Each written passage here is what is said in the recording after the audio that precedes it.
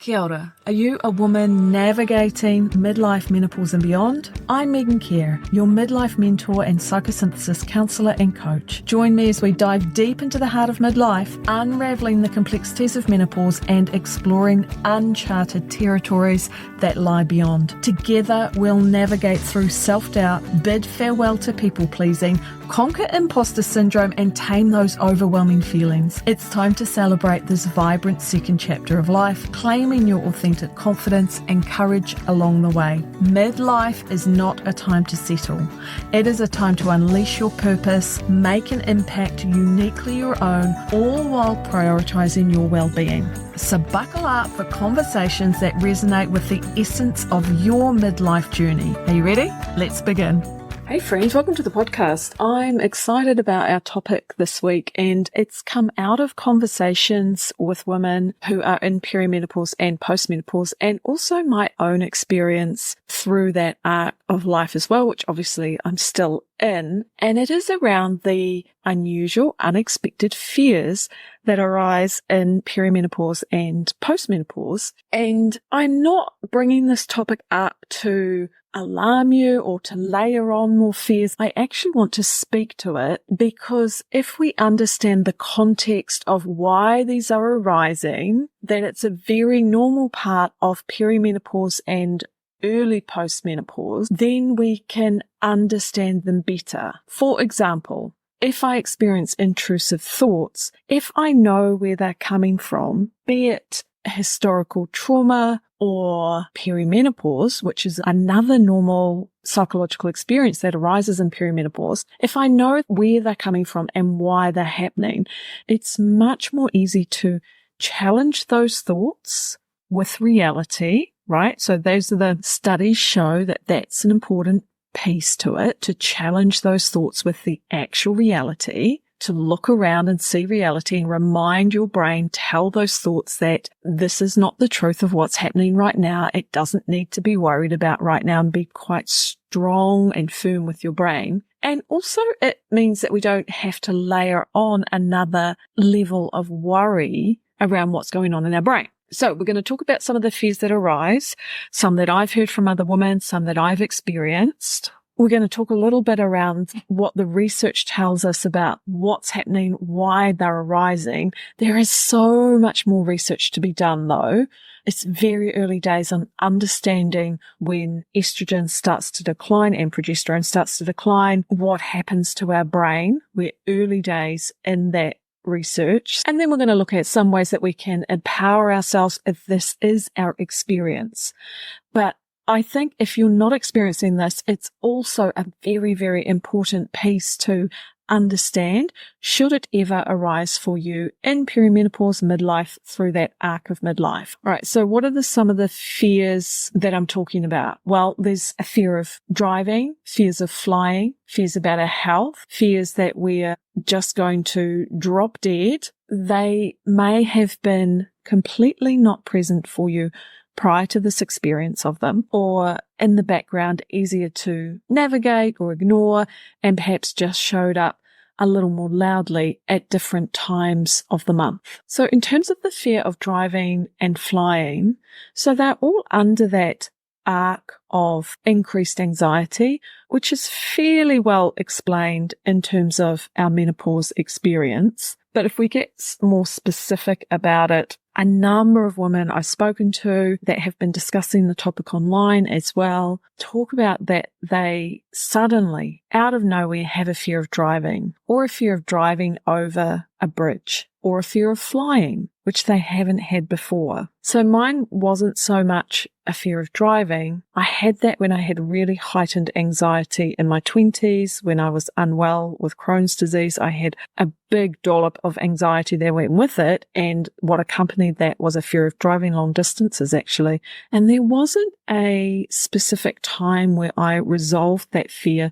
It was something that I kept trying to challenge, manage, and navigate, and eventually it faded. As my health increased, as my generalized anxiety decreased, the fear of driving long distances got way, way less. to now it's just a little bit of a background hum sometimes, and I can easily focus on the excitement of arriving, of my destination, of where I'm going to, of the fun of a road trip.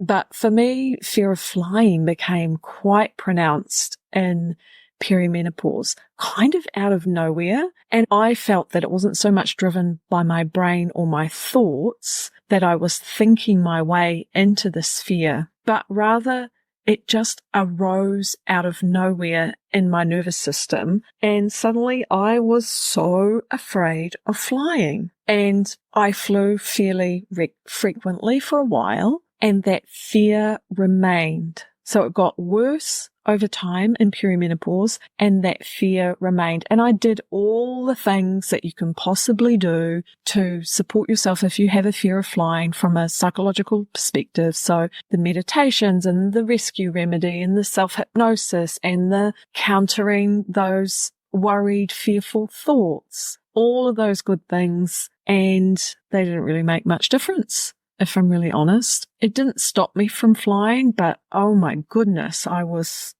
just through a loop having to fly. And I knew logically it didn't make any sense, but my body was just not listening. So that's a really common experience for women in menopause. And the rate of anxiety for women in perimenopause and postmenopause is very high.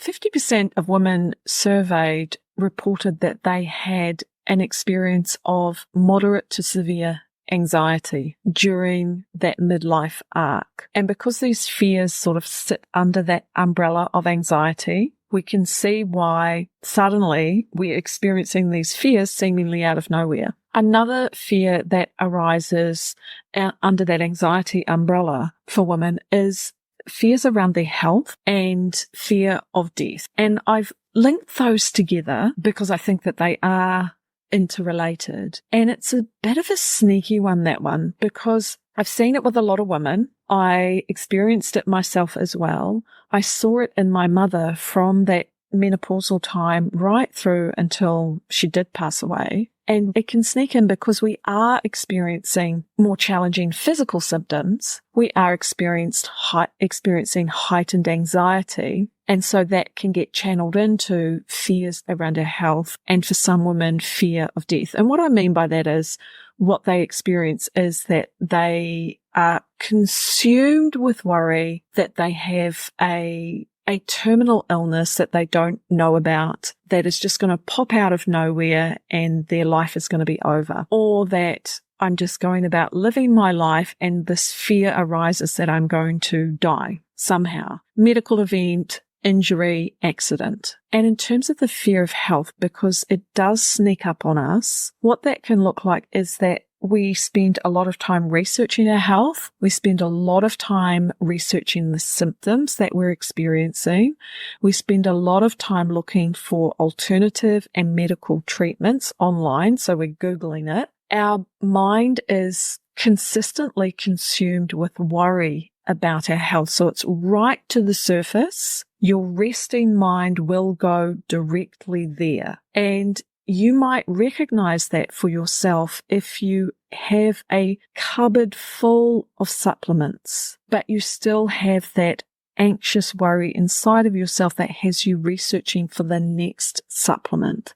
And how I know that so well is that has been a part of my experience also. Now, I'm not discounting this because I really do understand, having gone through the experience of Crohn's disease and very early menopause, where I did a lot of research to try and help myself. And this can be, on the one hand, somewhat useful, but we need to recognize when it flips over, coming from more of the brain's anxiety and fear response and stress response than a strategic way to help our health. And you can recognize that from what I said around having the cupboard full of supplements, and yet you're still researching more and more and more. You're grabbing hold of every new thing that comes along. And I know we're flooded with all of that information online, so it's easy to get pulled into it. And the other piece that I would look out for is if that is if you are doing that in isolation, if you're not reaching out and seeking help from a trained, qualified professional to support you on your health journey. So we can see how some of it's very natural and normal and an expected response to what's going on with our health and energy and vitality. But brain crosses over that line and we're moving into the territory of anxious patterns. And why this is important to understand is because when these fears take up so much psychological energy, focus of your brain, if they're intruding into your day very frequently, I think it's time to talk to somebody who's a professional that understands. Absolutely, that is not going to diminish or undermine your fears and anxieties, but that also understands them in the context of what's happening for us hormonally. Another big one that comes up for us in this time of life is social anxiety and agoraphobia, where you're avoiding going out, you're avoiding certain places for fear of that anxiety arising. So that can be another one that is a slow creep. So at times of my life where I've had more anxiety as a young woman, those two were very present for me, managed largely by use of alcohol and drugs, or at least I tried to manage them with alcohol and drugs. But then I outgrew that and things settled, and I didn't have that experience anymore until I came into perimenopause. And I noticed that as I was moving around in town, where I was walking down the street, that old pattern of social anxiety arose again inside my nervous system. Very fight and flight, very much not wanting to look at people in the eye, not to make contact, not to say hello, feeling quite anxious. For a lot of clients, I hear that going to the supermarket really triggers that for them. And so this again can creep in perimenopause. And if you think about, we've got the slow creep of this social anxiety and this agoraphobia. And then if I've also got these physical symptoms going on of perimenopause, heightened generalized anxiety, hot flushes, memory problems, fatigue, sleep issues, you can see how our world can get so much smaller very, very quickly. We start isolating ourselves because we feel better in our own company at home. So whilst that might feel better for your nervous system for a period of time, it is not going to make you feel better in your life overall over the arc of your life. So this is where, if you're using social isolation to try and manage the symptoms, we need to be speaking with a professional about it, because our goal in midlife is to navigate those physical symptoms well, to understand what's happening with our brain, and to navigate that well with whatever support that we need, so that we can step into this next phase of life, which can be incredibly empowering, incredibly vital, and filled with so much meaning and purpose. But we are not going to get there by isolating ourselves and continuously trying to protect ourselves against those fears. So that's where it's important to work with a professional, or even just talk with a friend who understands you, who understands what's going on, who can hold space for you and support you to step outside of your comfort zone. Because once we've reached a certain level with these fears, breaking through that barrier can take a little bit of work, but we can absolutely move through them and come out the other side. Okay, so I'm not wanting to sound all doom and gloom, but what I want to do is to highlight what can happen in terms of fears and anxieties. It's fairly common. It's not well researched yet, but what's happening is that because estrogen is not only declining on the decline, but it's also fluctuating quite wildly in perimenopause, and then you've got that slower decline of progesterone. These hormones are protective against stress. So there's a relationship between estrogen and cortisol. So when estrogen goes down, cortisol can go up much more easily, right? So stress hormones. So to understand that, because we've got that hormone decline in perimenopause, and those hormones act as a protector against stress, then our resilience for stress is a little lower at this time. Therefore, these fears and anxieties show up more front and center. Our brain has more trouble regulating back to a neutral place for a period of time. The other things that can impact this are life transitions. There may be separation, divorce. There may be, aging concerns, right? For ourselves, our body absolutely does start to change in perimenopause.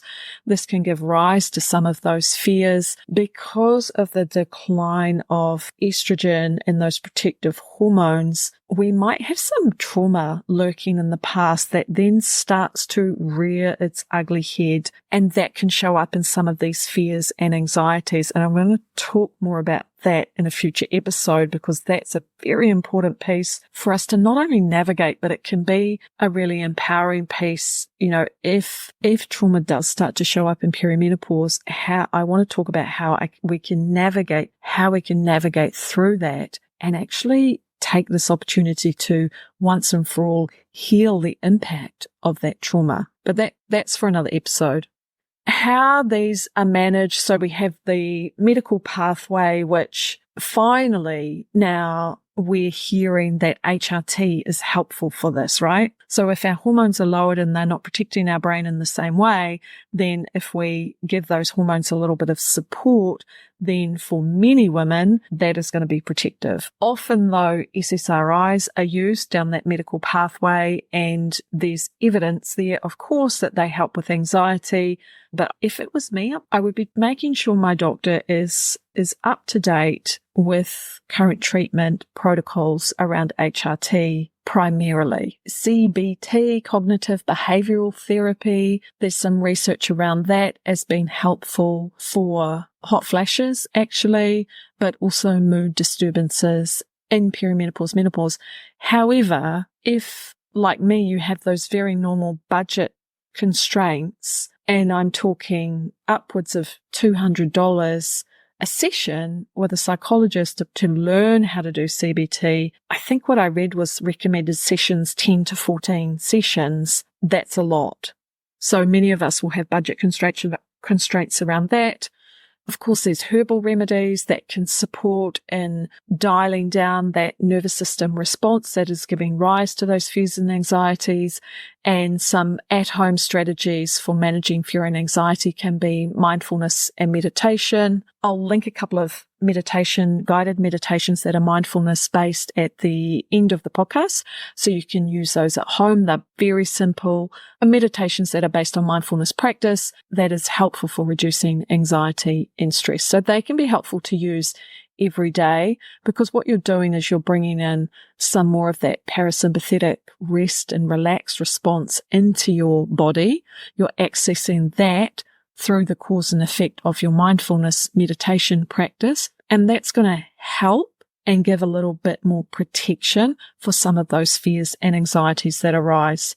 I will say that, when it's a really big fear, situational based, like for me, the fear of flying piece, I did the meditations, I did the self-hypnosis, I did all the things, and it probably did help to turn the volume down a bit, but what was going on in my nervous system was way stronger than what mindfulness and meditation could manage and could help with at that time because of that situational fear that was arising. And I've meditated for 30 plus years. So my nervous system is very adept at coming into that parasympathetic response. But I'm not writing it off. I think it's still very, very useful. Other at-home strategies that we can use that are really important and helpful is having that support system, having a friend. Speaking about those fears around the social anxiety, around the fears around my health, that kind of thing, having that person that can understand, that can be that steady presence who can help you reality check is very helpful. And then, of course, fostering that growth mindset.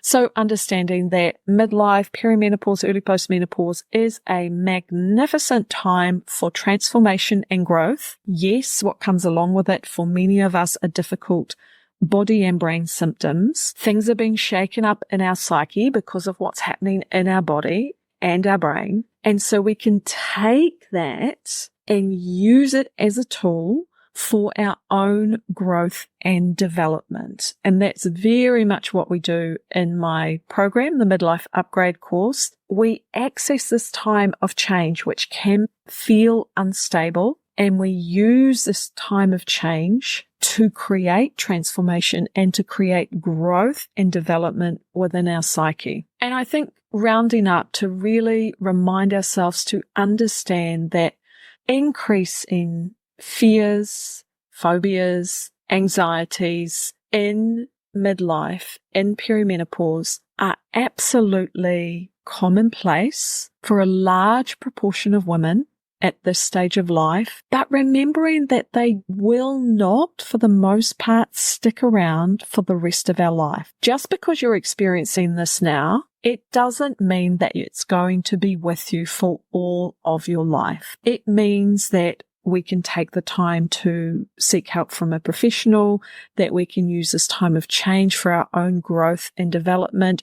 We can use this time to look at past traumas and hurts that maybe we haven't healed, that maybe we haven't integrated. We can remind ourselves that, yes, my brain is not as protected as it once was, so it moves into a fear state much more easily, but there's things that I can do to support it, to challenge those thoughts, to check in with reality, to gain support and gather support around me. And I know that there are ways that can be used to help treat that, either through the medical pathway or the natural medicine pathway. And I also know that as I come out the other side of postmenopause, that my brain will start to stabilize. Those connections will stabilize more, and I will come into this much more even, stable state in later postmenopause. And that time frame is different for every single one of us. But I want to remind you that if you're not there yet, it does get better. It gets so much better, that there is so much hope that you will live your life with so much more vitality. The fears will dial down. Your capacity for joy actually dials up.